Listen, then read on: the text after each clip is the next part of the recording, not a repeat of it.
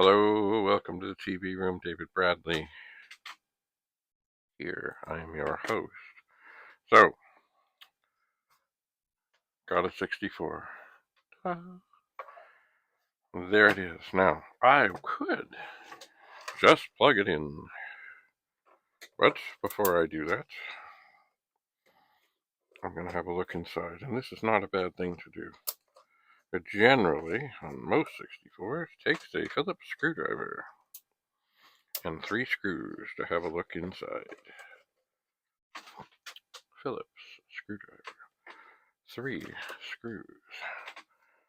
And why am I looking inside? Well, just in case there's anything terribly going on, like, some sort of corrosion or a mouse nest or something. Now, do I suspect that's going to be in there?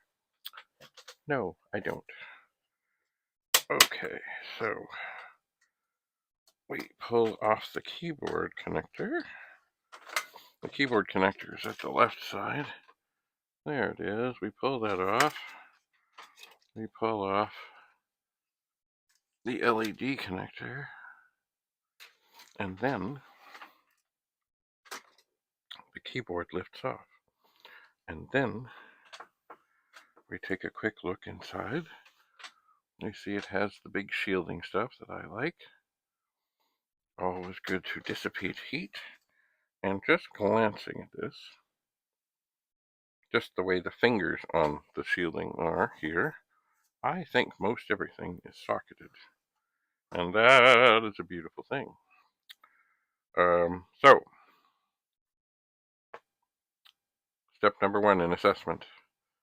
Take off the lid, set the screws aside where they're safe, unplug, have a look. Maybe give a little blow, little dust, nothing terrible. I don't see anything tragic in here. And so we can carry on with the next thing to do. Of